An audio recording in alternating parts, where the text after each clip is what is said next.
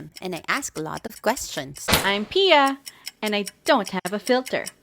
We'll be asking questions you dare not ask. And giving answers that might be a little too honest.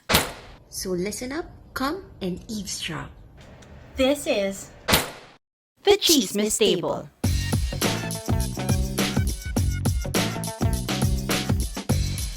Hi everyone, welcome to another episode of the Chismis Table. So today's episode is actually very special to me because we've invited one of my closest girlfriends, and it is a topic that's actually very sensitive. And the topic it's annulment. So, it's not very common in the Philippines, but we have a lot of friends and relatives who've already been through this process. So maybe it's the right time for us to really talk about how it goes. Ano ba yung process na to? Ano yung stuff that you have to deal with, because getting married is no joke. So yon. So we are very happy that our friend here agreed to join us in today's chismisan. So because we feel that the Filipino people, they need to Filipino know people. how it goes. Filipino How it people goes. talaga. Oo. So yon. So Nation our building. guest. So kasi ayaw pag-usapan tong topic na to eh. Parang death. Di ba yung mga Pinoy, ayaw nila yung mga Very negative na conservative. Yeah. totoo, kasi very pro family, pro everything. Even the constitution doesn't have this yet. Okay, so our guest for today, without further ado, she is a country manager. She is a entrepreneur. She handles two businesses right now. She is one of my idols in terms of juggling a lot of things together, and she is a very beautiful mom of a very pogging boy. Yeah. So we have for today Micaela Flores. Woohoo! Hello. Hi, Mick. Hello. Hello. Hi, MM. Hi. Hi, Mick. Very formal, di ba? Oo nga. This topic is very serious. Yes, it is. Pwede naman, let's just talk about it because parang what MM mentioned was it's very sensitive topic in the Philippines, which is true because only two countries are where divorce is not allowed. It's only Vatican City and the Philippines. Yep. So it's such a big issue, and there's so many things that needs to be considered. And yeah, and it's good to talk about this. And this is something that before I was going through the process, I was looking for things that would guide me, but apparently Right. there's none, and there's limited information about it.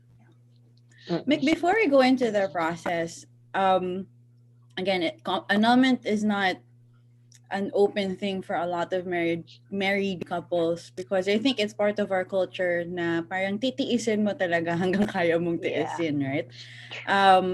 And again, because of our religion, I guess, marriage is also something that's seen to be as should never be broken, right? So when did you know, or how do you know when it's time to get that process started? Okay, of course, it's something that you do not consider in the beginning. No, parang it's why do I have to get annulment? Parang I think the marriage should be fixed. Right? You exert all the effort to fix it. So, for example, you try to talk things out first, and then somehow you involve also the families. Para I don't believe in saying na siya lang yung husband ko or wife ko, I just deal with her or with him. Hindi. Parang it's everyone's you consider everybody. Yung family of your husband, your family of your wife, and then you talk things out. So I also exerted that effort to reach sa family, both families, with my side of the family and his side of the family, but it just wasn't getting fixed. And of course, we also did the marriage counseling, which ilang sessions na rin yun. But then again, it was so severe that you exerted already all these Yeah. efforts and it wasn't getting any better, and it's already like paano yan, it's damaging your mental health. Mm. So 'di ba yung self-esteem mo, even if you're a strong independent woman, but if you get to go through something like this, talagang self-esteem Yeah. mo is down to zero. As in Yeah. wala na talaga, to the point na you think na it's my fault. Parang there's Mm. something wrong with me. So Mm-mm. kaya parang I also exerted the effort na to go to a psychiatrist Right. to Yeah. prove lang that it was really me. It was really me who has parang something wrong with me. That's why it's not working. Kasi lahat talaga ng efforts. But then again, you just decide. You just decide Mm. on your own na you want peace of mind. So yun, lagi sa akin ina-ask yun, why do you want to get annulment? Right. Why now? It's because yun nga, you want to have your peace of mind. And I was young. It was just Mm-hmm. 27. Mm-hmm. 27. Mm-mm. Imagine that, 27. So I got married almost 26. Almost Oh my 26 was gosh. 27. Okay. We were having a difficult time. So isipin mo Mm. yon, and they didn't have a child. So I mean, what's the point of staying in a Right. loveless marriage? I want to Right. start my life again. So parang there's nothing to lose on my side. Kaya Right. parang go. When Push through with this one. Mm-mm. when you made that decision to file for an annulment, did you get support, or more resistance from your family, friends, or whoever was around you? Actually, um, when you go through something like this, a rocky marriage, you look into different support system. You Mm. have your friends, you have, I resorted also to church, mga Mm. spiritual advisor, to yung a psychiatrist that I talk to, and kung sino-sino pa, ang dami kong kinausap. And end of the day, it's still your decision. Parang it's not Mm. like somebody else would say na parang, you have to get annulment. Parang hindi. Mm. It was just me. It was a different perspective through different channels that made me decide. Even yeah, the psychiatrist was like, when I went to therapy, and then I was crying. Tapos sabi ng psychiatrist, why are you crying? Tapos sabi ko, ba't nga ako umiyak? Parang, I felt betrayed. And I felt betrayed. And parang I couldn't think of anything else. Sabi ko, what will I tell the people? Parang it's more of Mm. an embarrassment for me that I got married early and then it failed. What will I tell everybody? Tapos parang sabi lang niya, well, tell them you're not talking anymore.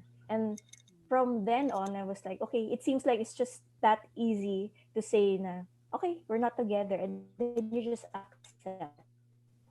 So after that, I felt, I was already depressed for almost a year that I didn't know. I didn't know. Yeah. I only found out when I went to therapy. Mm. And then I also had anxieties. But when we weren't together anymore, I still went to therapy. And then I found out that all my anxiety and depression was because of the relationship. Yeah.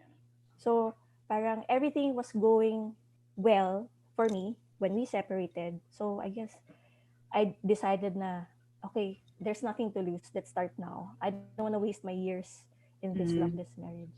Yeah. Mm. Mm-mm.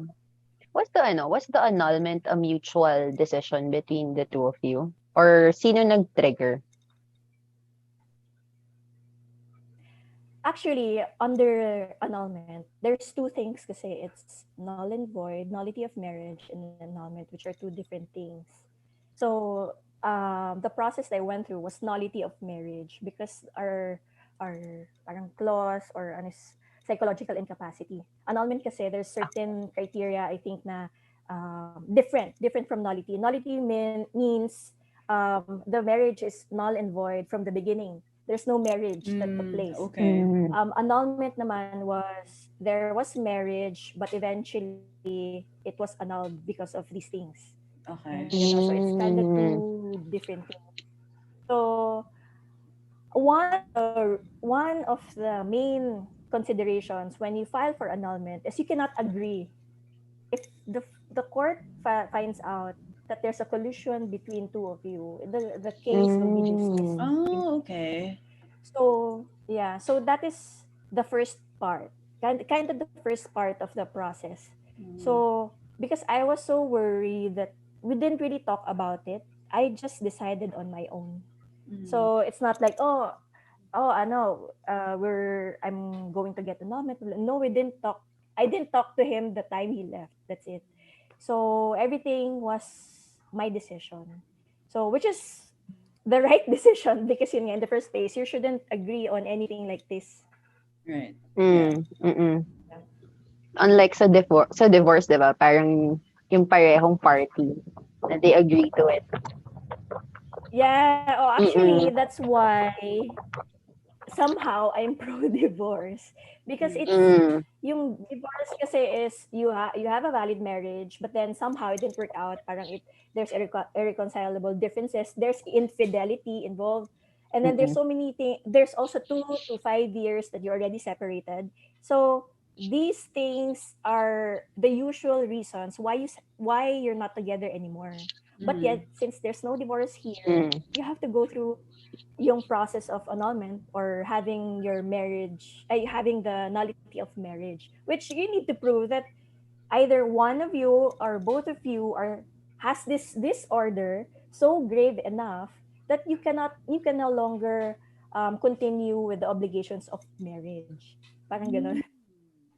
So, paano yun? Since, again, it has to be in a way contested, di ba? Kasi nga, isa lang yung, or like, can't be a mutual decision to get an Mm. annulment. Did you have to keep it a secret before you file for anything? No, Okay. actually, you can't keep it a secret, because all of the process, the other party or the respondent is summoned, meaning ina-advise siya every Oh, step of the okay. way. So it means that if hindi mo alam yung address of your Okay. ex-husband, it will be difficult for you. I think the Mm. process that you have to go through is to declare that he is presumed to be dead if you can't find him, Oh if my he can't be God. summoned. Yeah, parang ganon. You have to file that, because you have to look for where he is Yeah, at yeah, the moment. So, yeah. but Okay. he was, I knew where he was staying. Mm. So all of the documents were sent to him. So it means that he Oh, knows from the shucks. beginning when it was filed and Okay. where the case Mm. is already going. Oh my gosh, parang Mm. nakaka-stress. Nakaka-stress I'm talaga! so Oo. Oh my stressed God! for you. My Sobrang, goodness. it was sobrang stressful, because Mm. I remember when we were going counseling, tas parang it wasn't getting fixed anymore. Parang, sabi niya, parang, the annulment, it's just a piece of paper. Oh my God, this piece of paper is so expensive, at the same time emotionally draining. I mean, I didn't know what I was into. I thought like, Mm. okay, annulments, it's easy. Parang naririnig mo lang was, this person, they were separated, they got Mm. annulment after X number of years. It looks easy. Yeah, yeah. Mm. But the process was really, really, really stressful. I'm Yeah. sure. Yeah. Yeah, Gosh. speaking of the So, process, so ano, how does it start? Shucks, ano ba 'to? Pag-uusapan natin 'to ulit. how does it start, no? Oo. Considering that, no. Well, actually, just to clear things, I'm not that I still believe in marriage. No, it's Yeah. between two people. Para it's one of the most wonderful things that you can share and build a family. But then again, these are just the process that I would like to share, Mm. so that people would know what it would take, and would really Mm. consider or think about it If that's the right 100 times decision. over Mm. if this is really what they Yeah. want. Yeah. Mm. So the first thing that you have to do is really to consult a lawyer. Mm. You just ask. Actually, initially when I consulted the lawyer, it's not about annulment. I was thinking about legal separation, because at that time Mm. I wasn't thinking like I'm not going to get married after this. So why Mm. would I file for annulment? I just want my assets to be secured. So I looked into legal separation. But when I consulted the lawyer, and he was like telling me somehow the process is kind of similar, but the difference is that if it's legal separation, you cannot remarry in the future. So Mhm. why not just push through with nullity of marriage or annulment? Mhm. Mm-mm. So I talked to the lawyer. Of course, I asked about how many years it would take, how much Mhm. it will cost. So they Mm-mm. gave me a rough figure. Can you That share that time they figure? told me, yeah, that time they told me, average roughly 2 years. 2 years. Said, okay, 2 years. Okay. And then it would cost around 200,000 to 250,000 pesos. I was like, okay, For the okay. whole of the If 2 years. I was just thinking of that figure and that number of years. Mm. Mm-mm. So Wait so lang. by So the time is the you is legal sign and agree to separation get ay, the lawyer, is legal separation and it will it cost the same and will it take the same amount of time? Nawala si Mick. Ay, okay, kaya pala. Ano siya? I will pause. Okay, my question before you move on. bakit Um, ganun? ready ka na ba? Internet ko ba yun? I think so. Oo. Oo. Ayan. Gumagalaw ka na ulit. Ayan. Okay na? Gumagalaw na ako? Oo. Clear na? Yes. Oo. Clear na? Clear na ba? Yeah. Ayan. So, Yun. bakit nag-shut? So Ayan, okay you na? ended sa Ayan. cost. So I agreed. So I signed the contract already. And then once you sign the contract, there's already the acceptance fee. Hindi naman siya yung 200. Yeah, Ay, sobrang lag ata ni sorry. Mick. Sobrang lag ko. Ba't Oo, ganun? sobrang lag Ayan, mo. okay na, okay na. Ayan, okay na. Oo. Okay na. Okay, reset, Ayan. reset. So the last Reset, thing reset. you said was 2 years and 250,000, right? Yes, 200 to So 250,000. before you continue, my question is, if you go through legal separation, does it cost the same? And does it go through the same amount of time? That part I'm not sure, but I Okay. think roughly it will still cost the same. Roughly, Mm. I'm not sure. Mm. Okay, Pero the okay. Mick, number of yung years, sa ano, yeah, yung sa lawyer, does it have to be like specialized lawyer for annulment or any lawyer can handle this type of case? I think there's what you call yung the law firm that specializes on family, Family law. parang family law, Mm. family law. Okay. Better if that part, and then Mm-mm. also because you already know the process. When I went through the process, I realized that if your legal counsel knows the process and then also how it is to go to this particular court, then it will go smoothly as far as documentation is concerned. Okay. Okay. Okay, so ready ka nang magbayad ng 200 to So, 250,000. Okay, hindi and naman siya, then? well, based on my lawyer, on my Mm. lawyer naman, it's not lump sum. Parang it's rough estimate. So, Mhm. the first thing that you have to do is sign already the contract and pay for the acceptance fee. Mhm. So, as far as I know, roughly 25,000 to 50,000 is the acceptance fee. So, yun yung kagad mong babayaran that time. Sarap maging lawyer. So, this was, yeah, this was like 2015. Oh gosh. Yeah, 2015. 2015 na. I don't know how much it is now. So Mm-mm. 2015. So after that, okay, I was thinking, oh, maybe because I paid already 50,000, the balance would be spread out already for 2 years. But no, after that, the next step that you have to do is pay for the psychological report. Okay. So you have to go through a clinic to a clinic. You have to go to a clinic and take this psychological test, which I thought would just take me like 2-3 hours. It took me the whole day. So you have to pay for the psychologist for that report, and it costs also almost the same amount, 25,000 to 50,000. It depends on which clinic you want to go to. So Yun pa lang, in a span of few months, you already Mm-mm. paid for 100,000 Oh pesos. God. Oh my Almost gosh. 100,000 pesos. And then yung Yeah. psychological report, was So, that for you lang or for your ex then? for both of you. But So you Mm. had different you had to pay situation for kasi both. per case. Yes. No, no, no. The 50, the 25,000 I did, 25,000 pesos I paid was already for the both of us.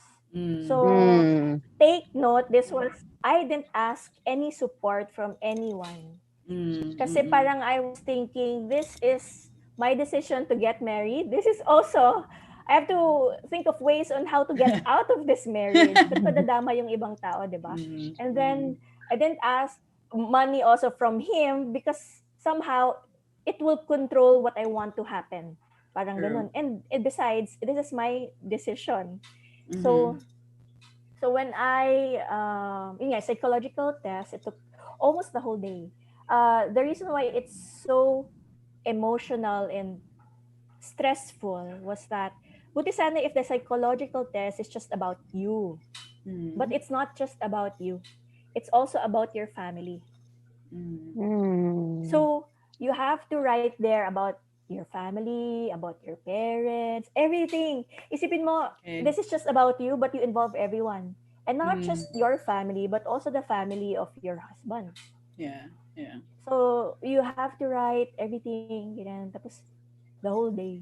And then there was written test, and then after that there was also an interview. Mm. So based on what you have written, there's someone who will interview you to, I think, validate some information, and By I the guess also to to look into. Sige, go ahead. by the time you did this it's the test. Alam na ng ex-husband mo that you are filing for annulment or hindi pa?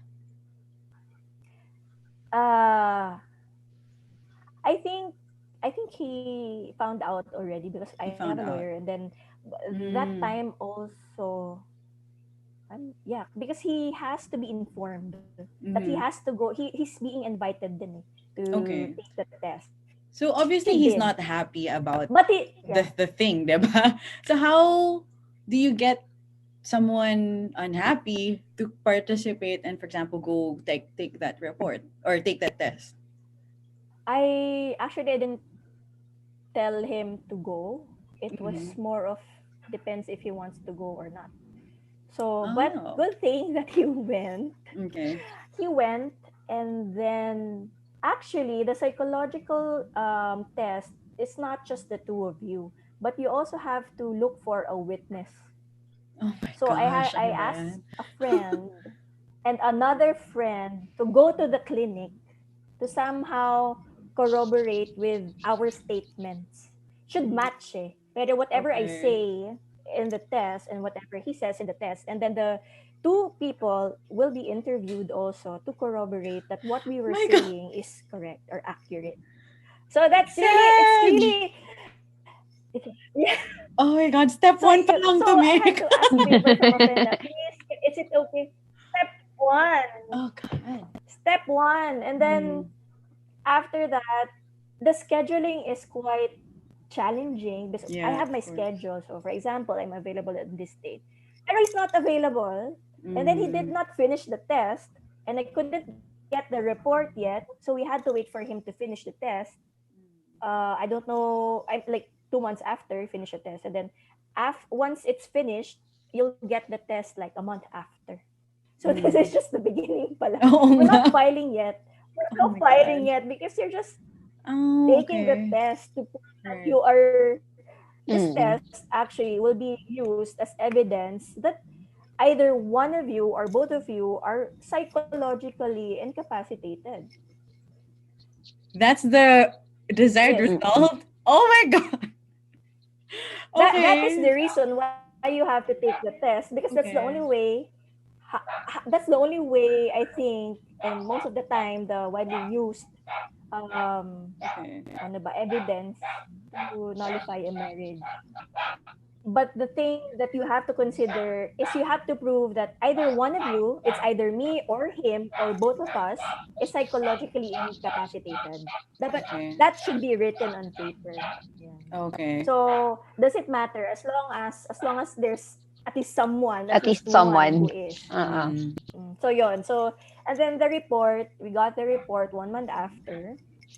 So yon, 1 month after, and then yeah, and then after that, of course, every month you get a fee from the lawyer because they're also doing Mm. negotiations with the clinic about this, about that. Of course, you have to pay for that. So that's why Okay. the bill is monthly, Mm-hmm. and it varies. If they did a lot of documentation for this particular month, your bill is quite high. But if there's no movement, they wouldn't really ask for a fee. Okay. Yeah. And then, so you get your And report. then, And then actually, and then we weren't able to file the case yet because we had to fix some things prior to filing the annulment. Mhm. So that time he was represented by a legal counsel and then me, and then both lawyers are talking about certain things that needs to be settled. But it felt like it dragged and dragged and dragged Mhm. to the point that we weren't able to file it for 2 years. It was Okay. all negotiations, or Mm. we couldn't settle a certain thing. So that's why we couldn't file it yet. I Mhm. couldn't file it yet. And I wanted to file it right away. So But we what weren't talking. happens? We mm-mm. weren't talking. It was like the lawyer lang. Yeah. What happens Mhm. to assets, for example? Is it a split, or is that, do you have to go through settlement agreements, or what happens to, kasi diba when you get married nagkaka-joint asset ka, I'm guessing, right? So what happens Yeah. to assets? I think that's one of the main reasons then for why people are wary about annulments or divorce, just to protect, diba, what they've gathered or what they've earned throughout the years. Yes. Apparently, what I found out was it's if you don't have a prenup, once you get Mm. married, all of your properties is conjugal. It's 50-50, Mm. Oh, including your okay. salary. Really? Including What? the money in the bank. Yes, Okay. yes. So yes, Salary? I everything mean, is how do you split conjugal. salary? Yes, Okay, my salary, God. everything is Oo, ganun conjugal. talaga. That's why So you let if the you don't wife have a handle the prenup, money. Shock. so uh, if if by the time we filed the annulment or the nullity of marriage, we didn't have any more properties. Mm. Mm. So it was easier. But Okay. if you have properties, that's even more complicated. Mm. Because of course you will fight for what is your right, diba? Mm. So Mm. I'm sure you're going to fight over this property, that property. So that's Yeah. why siguro it's better to have a prenup, especially if you plan to acquire a lot of properties. Mm. So that's why it's going to be easier. Yeah. Ooh. So siguro before marriage you are thinking of I don't want prenup because parang there's doubt already with my husband if Mm. I ask for a prenup. Pero hindi, it's more of for your protection.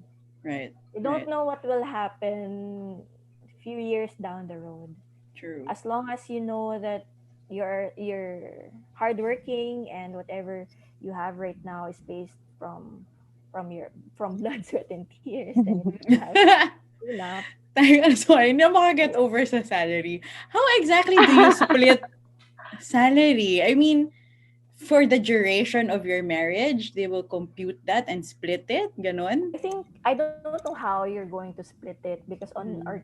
on our case we didn't really split it, but Mm, okay. um I Buti mean it naman. depends if the other party kasi is willing to fight for that percentage. I think they have the right because you're Okay. married.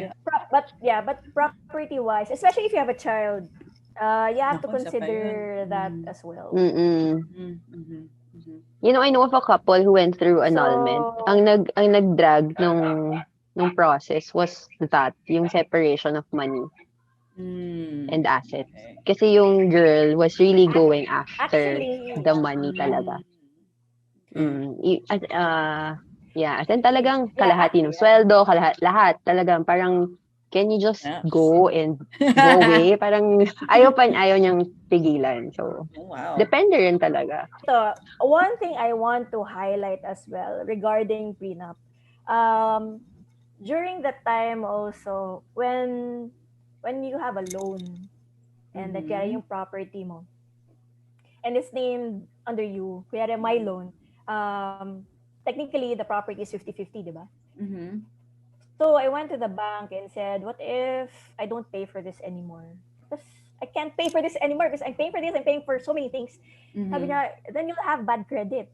Mm. Mm-mm. So I have no choice but to pay continuously. And Mm. there's Mm-mm. nothing that the banks can do. Not until you get the annulment paper that they can only change, um, for example, your name. So you can't change your name even if you're already separated. So for Mm. example, Mm-mm. um, it's such an parang I feel like it was an emotional abuse also that the banks or the other companies will not change your name back to your maiden name not until you get the annulment paper or the legal separation. So Okay. imagine even your credit cards, even your um, HMO, all of those, you'll see your husband's last name, which is kind of annoying, di ba?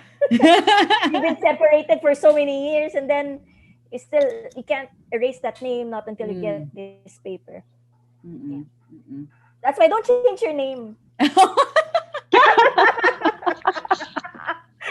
Don't change your Stop. Get a you can prenup use and it. then don't You change can your use it. You name. can Yun yung don't change your takeaway. name. You are yeah. You can actually use your maiden name, your Yeah, single yeah. name, even if you're married. You're not obliged to change your name.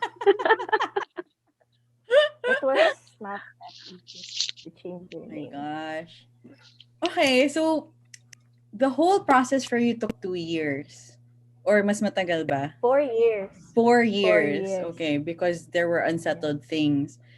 Can you share how much it eventually cost after 4 years? Exact figure. Kahit range. It cost more than 500,000. Oh my god. Mm-mm. More than. Yeah. Okay. Almost. Para Okay. kang parang nagpakasal ka ulit. Yes, True. ganon. I Yeah. think, yeah, parang nagpakasal ka ulit. Mm-mm. Pero ito mas matagal Oo. Oo on nga. my side. Kasi iba na to, process na to.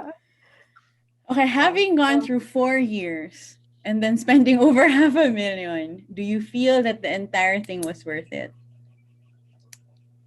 for me, yes, it was worth it. Um, but at the same time, it was really difficult. I can't say na, Mm. it's so easy. You can just get an annulment. Or I recommend everyone who's having a hard time with their Mm. marriage to go through this process. No, it was for my case in particular. I I made the right decision because right now I'm living the best years of my life with my son and of course the perfect partner for me. Then there's no restrictions and it was the right decision. But Mm. yun nga, the process emotionally it wasn't that easy.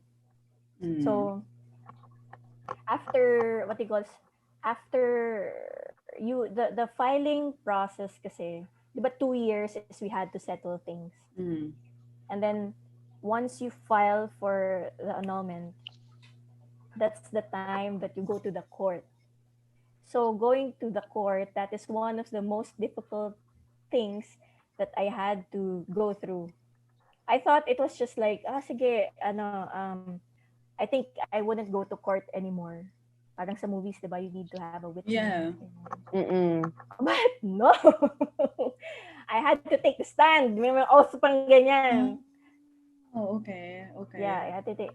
So, and the thing is, what also what I want to highlight was that you tell your story in front of everyone, the Mm. public, inside the courtroom. Right. And then they challenge every detail of Mm. your affidavit. So it's not that easy, especially if you have kids. So Yeah. I can't imagine siguro if I have a child, tapos you have to involve your child in this Mm. Mm-mm. process. It's really going Mm-mm. to be difficult. How many times did you have to go to court? I went to court mm, 4 times. Oh, Supposedly dami dapat din. two lang. Mm. Okay. Supposedly dapat two lang. But what happened was, once you file, no, four sa court and then one sa fiscal. The first Okay. step is to go through the fiscal to see that there is no collusion, meaning hindi kayo Mm-mm. nagkontsyabahan na magpapaanon Mm-mm. tayo. So, si fiscal would look into if there is really a case and there is no collusion. Mm. But during that time, he was also invited. Both of us. All the process naman he was informed. But he didn't go and I was just the only one there. So, yun, the Yeah. fiscal process I think is just the fiscal process was I think yeah, yung they're asking lang yung when was the last time you talked, where is he now, mga ganun. Just easy questions that you can answer. Mm-mm. And then after that, they'll give the report to the court that there's no collusion. That's the time that you will prepare for the pre-trial. Pre-trial. Mm. So yung pre-trial, this is like the things that you will use in court for this case. So nakalagay doon lahat the evidences that you will use, the witnesses that you will get, the case itself, mga ganun na, yung details of the pre-trial. Actually, for the pre-trial, um, after the fiscal, a month after, we went to the court for pre-trial. But then when I went to court, the court was closed. Court was closed, so we had to reschedule. So when we rescheduled, it was rescheduled 1 month after. Oh Tagal, yeah. gosh. Tapos, Ano ba yan? matagal talaga. And then, after a month, we had to reschedule again because there was a document that we did not receive. Mm. So, since we did not receive this document na na-receive na yung summons, we had to Okay. reschedule. And we had to reschedule again for 4 months. So imagine that's why it takes long Mm-mm. time for you to get the decision because depends on how busy the court is. Mm. So Mm. imagine, diba, you're fighting for um this is a civil case.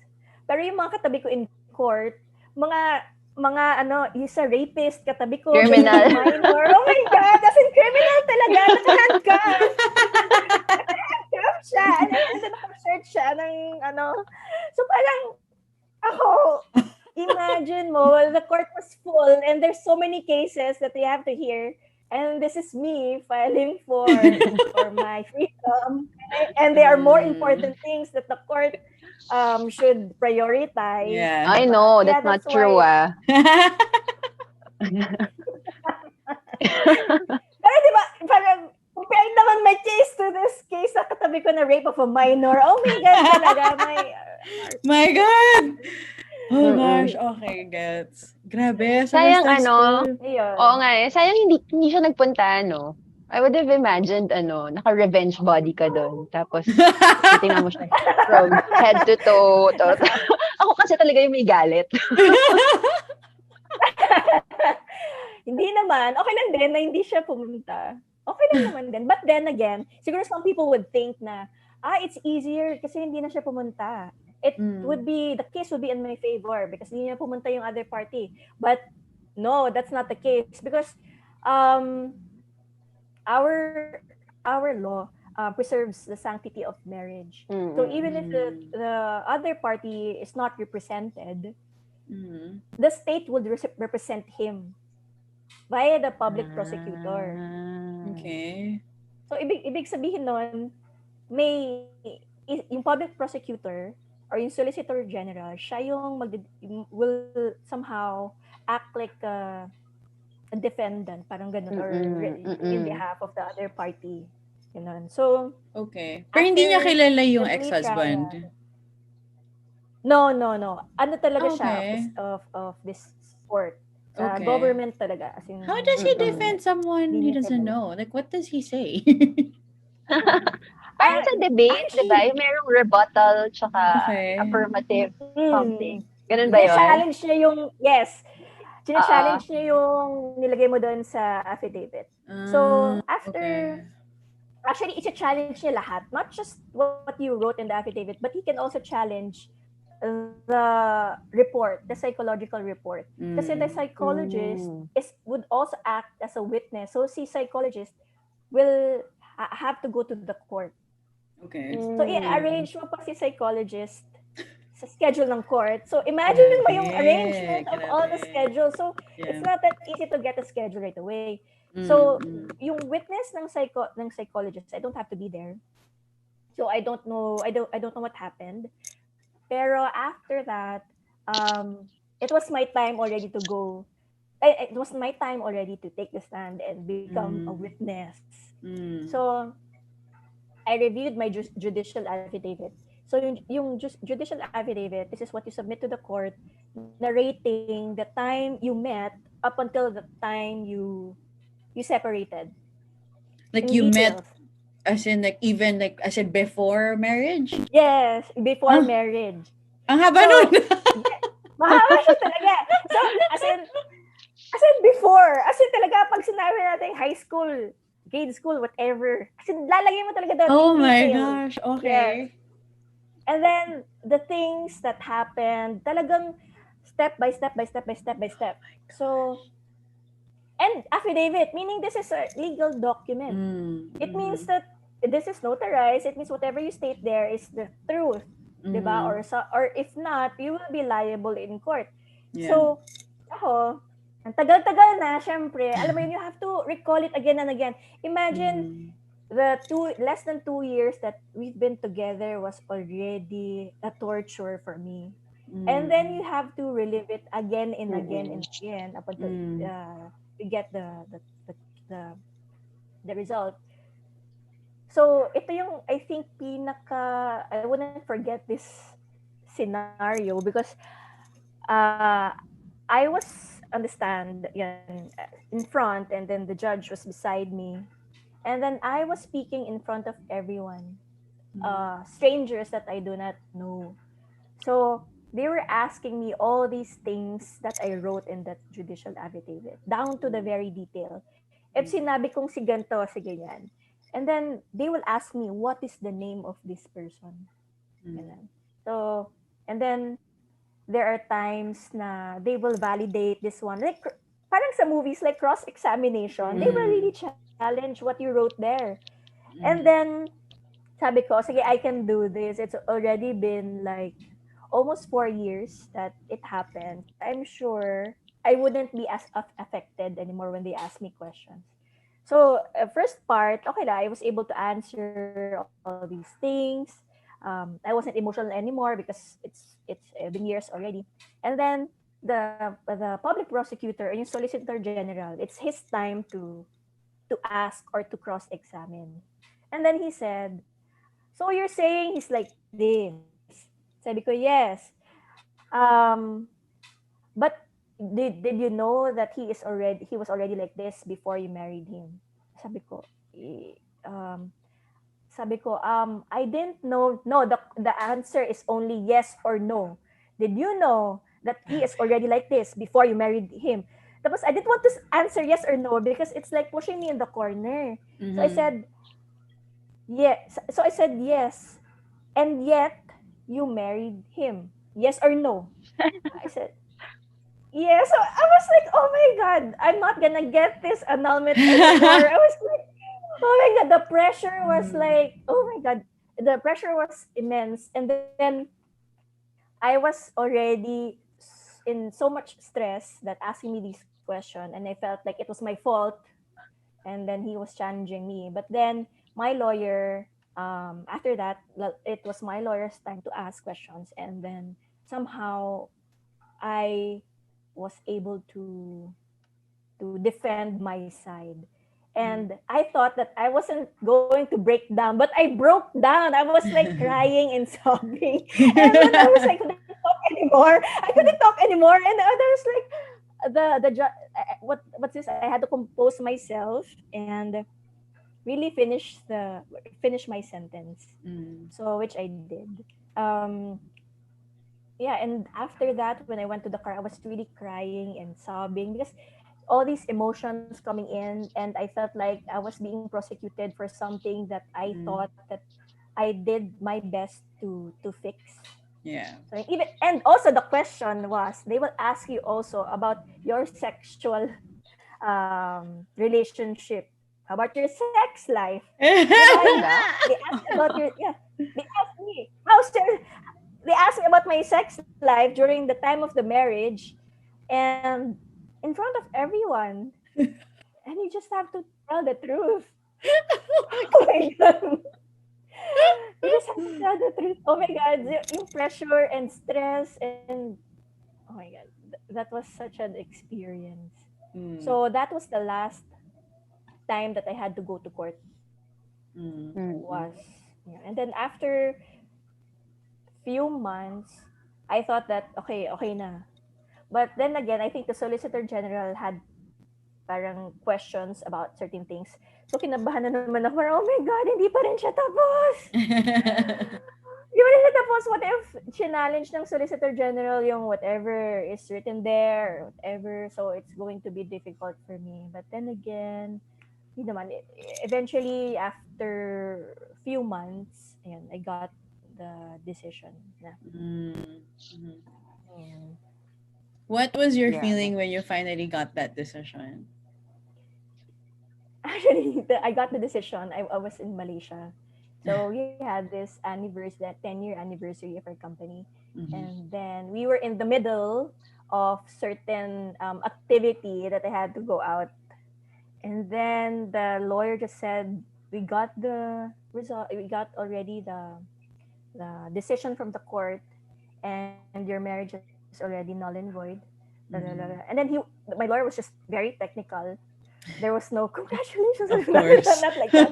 And then I felt like relief, at Mhm. peace, but it's not something I would.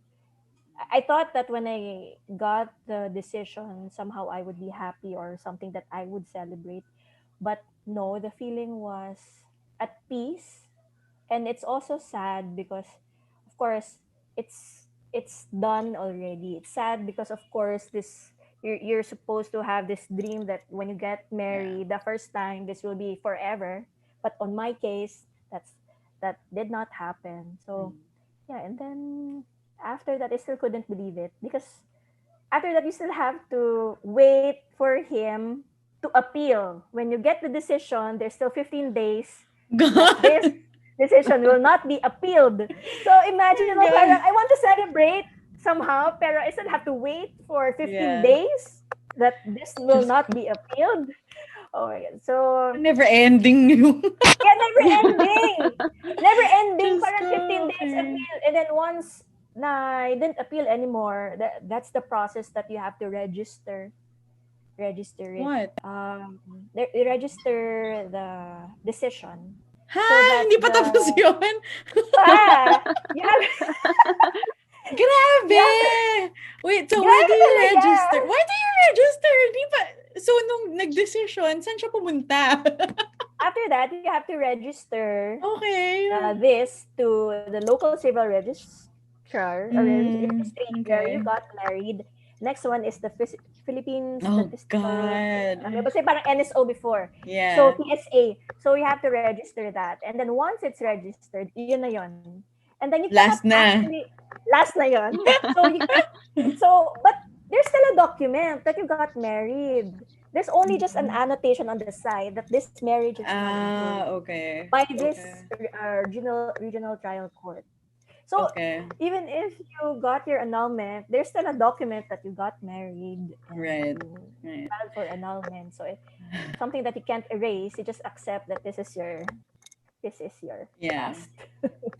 So pag Yeah. mag-apply ka ng Senomar, yung certificate of Now, no marriage, anong sasabihin? No marriage or annulled? I'm not I haven't applied yet. Once I applied, I'll let you Sige, know. try mo nga. Oo nga. Mabilis I lang naman haven't yun. applied yet. I haven't applied yet. Try ko nga Okay. online. I'm not sure. Hindi ko alam. Pero now kasi, when they ask me, syempre I want to change na my documents to single name. Sometimes I have to Mm. repeat myself like I'm married and I was married and I want to change my name to single. Parang makikita mo Mm. yung mga tao na kausap mo na parang di sila sure kung tama ba yung narinig nila. So I said, Mm. annulled. I'm annulled. So I want my name to be single. Ganyan. Tapos, parang diretso na lang. Kasi annoying din paminsan na parang, I mean, things happen. Ganun talaga. Yeah. Oo. Oo. Tapos sometimes, you change it, tapos hindi nila i-change. And then they ask, why do you want to change it? I was like, huh? Of course I want to change it. Parang, I want my name back. Wait, kailan naging official yung annulment mo? 2019. 2019. So it's been, ano na ba this year? 2 years? 2021. Or a little over 2 years, I'm guessing. Mm. Do you still feel that stigma around annulment? Stigma around, I mean, Like the when people people that I talk find to. out, yeah, that you've been annulled. Actually, there are some people who know, Mm. some people who don't. Mm. But it's not something that I will conceal because Mm. it's part of my past. And just being truthful to yourself, it will somehow set you free. So, as like, if they ask me, some people nga, we're already separated for a long time. They ask, oh, where's ganyan? I said, huh? We're not talking anymore since ganito. Parang, ano, Yeah. so parang sometimes it's easier na kaya sa Facebook you just announce and then don't ask me anymore. Yung married naging single, gano'n. Don't ask me, okay? Parang you never Pero, announce naman. never announce, wala, never announce. Oo. Ano lang, quiet because of course, Yeah. he has his own life. I'm sure he's very Yeah. much happy and I have my own life as well. The Mhm. thing in the past somehow I think helped us really to grow, and maybe it's just something we had to go through and we're just meant to be with other people. Yep. Any advice for people like me who are gonna get Nako. married? Actually, for me, I think I'm not the best person to give advice, obviously. No, but the only thing that I would say is yung what I mentioned it before was to go through discovery weekend. Mm. So this is more like discovering things about your future husband and Mhm. things that are negotiable, things that are non-negotiable. Didn't you And go through that before you got married? we did not. I wanted to, but it didn't Oh, happen. okay. So okay, fine. Oh, so kailangan pala talaga yun, no? I thought it was I think required for every it marriage. Hindi wasn't pala. required. Actually, sa church, you are required to attend the seminar. Parang 2-hour Mm. seminar. But that's not enough. That's not enough. Sometimes, when you Yeah. go to a seminar, parang di ka naman nakikinig and you can't remember it anymore. Parang ganun. True. But Mm-mm. I think Discovery Weekend is more detailed and there are some questions that you really Okay. ask during during the program. So yun lang. And after that, wala na. Kasi there are things that no matter how difficult the marriage or relationship is, you still work it out. Mm. So, yun lang, just, ang isa ring tip, or not really tip, but advice is, don't focus on the wedding so much. You focus on your marriage because wedding is just Mm. one day. It's one of the the most memorable days of your life, but what matters most is your marriage, and that's more important. Yeah. Mhm. I like this Nice. episode, ha? Take note, take note. Oo. What about naman people who are in marriages, who are thinking of getting an annulment or a legal separation? What is your advice to them? For marriages naman is to exert all the effort to save it, because especially if you have kids, Mm. it's still a greatest consideration that you have kids and you work things out. um, and I think you seek support system that would really open your mind if this is something that you want and you are prepared for. Mm. Of course, you nobody wants to be in a loveless marriage. And if you think that this will help your mental health and would make you happy, and I think it's worth to get and consult to finally get the annulment. Or let's just have a divorce. Pro divorce. Not The Chismis Table.